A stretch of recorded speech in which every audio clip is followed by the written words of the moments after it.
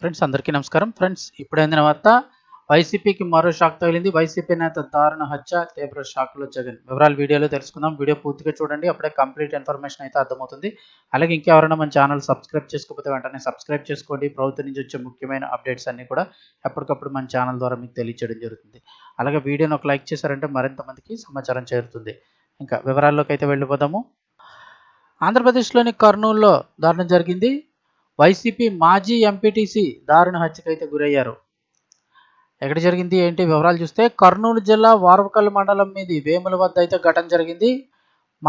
YCP మాజీ MPTC రమేష్ని అయితే బండరాయితో తలపై కొట్టి చంపిన దుండగులు. వివరాలు చూస్తే కర్నూలు జిల్లా వారవకల్ మండలం మీది వేముల వద్ద వైసీపీ మాజీ ఎంపీటీసీ రమేష్ను దారుణంగా హత్య చేశారు. దుండగులు బండరాయితో తలపై కొట్టి చంపారు.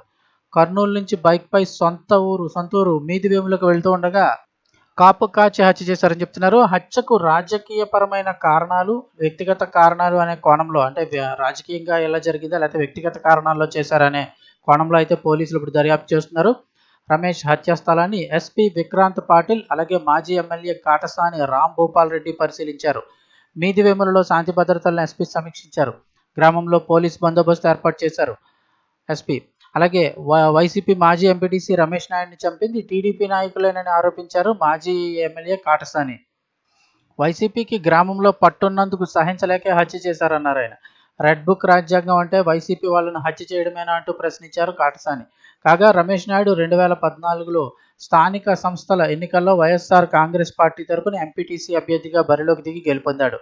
మార్కెట్ యార్డ్ మాజీ చైర్మన్ మీది వేముల ప్రభాకర్ రెడ్డికి ముఖ్య అనుచరుడిగా ఉండేవాడు. రమేష్ నాయుడు హత్యతో గ్రామంలో విషాద ఛాయలైతే అలుముకున్నాయి.